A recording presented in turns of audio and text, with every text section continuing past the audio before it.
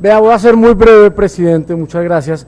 Simplemente escuchando las intervenciones de los funcionarios citados, del señor procurador, sobre todo el doctor Jaramillo, pues me quedan más dudas que respuestas. Entonces quiero hacer 4 breves preguntas. Por ejemplo, ¿qué va a pasar con los actuales pobladores de las zonas veredales donde se va a concentrar a las FARC? Si claramente en el acuerdo dice que allí no podrá haber población civil, ¿los van a desplazar en contra de su voluntad o los van a obligar a vivir con sus victimarios armados?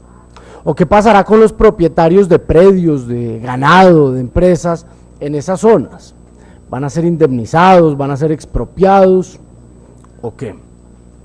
Por otro lado, si aún no existe un censo claro frente al número de miembros de las FARC, milicianos y combatientes, y eventualmente una vez firmado el acuerdo final, aparecen frentes que no se desmovilicen o que sigan delinquiendo, pues ya sabemos que el Frente Primero, el Séptimo, han dicho que no están dispuestos a renunciar al narcotráfico, ni van a entregar las armas y seguirán pues en el negocio.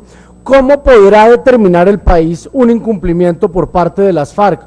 ¿O es suficiente con la desmovilización de 20 o 30 cabecillas de esta organización?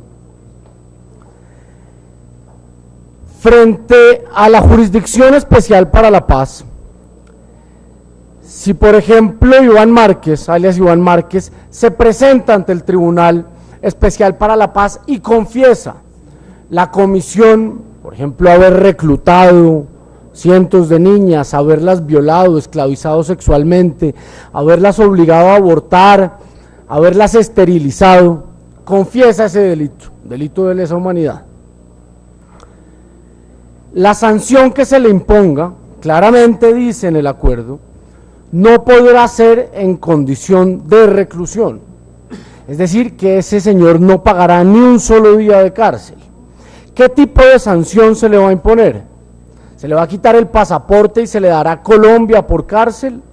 ¿O Antioquia por cárcel? El 90% de los colombianos probablemente nunca han salido del país, muchos de ellos nunca han salido de su pueblo. Y esto no es una cárcel, eso sería una simulación de justicia.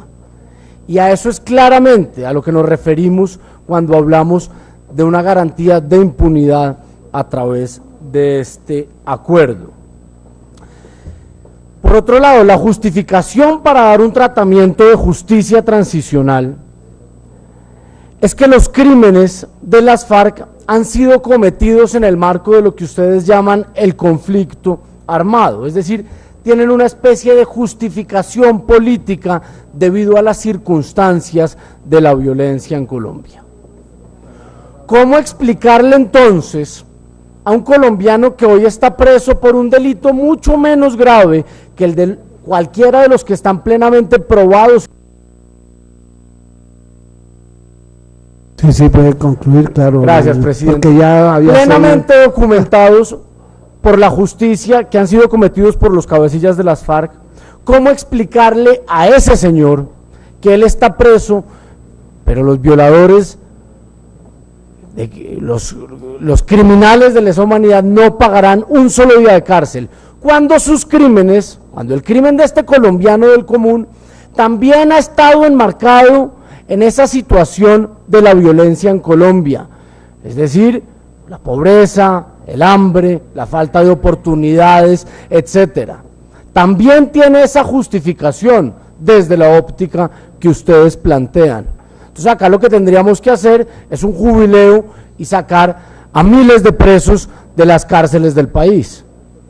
O como una persona que se ha robado una vaca está preso, pero el que ha violado a cientos de niñas no lo estará. Entonces, ojalá ustedes le puedan responder al país, porque como decía el procurador, esto no es con el ánimo de ponerle un palo a la rueda, esto es con el ánimo de tener claridad. La pedagogía sobre los acuerdos no puede ser editorializando con mensajes simplistas, y es que esto mañana será el país de las maravillas, la paz, el amor y la reconciliación. La pedagogía debe ser con los textos acordados entre las dos partes, entre el gobierno de Juan Manuel Santos y la guerrilla de las FARC, no con mensajes en horario AAA en la televisión colombiana que pone en una clara desventaja a ustedes que promueven los acuerdos y a nosotros que tenemos reparos sobre los mismos. Muchas gracias.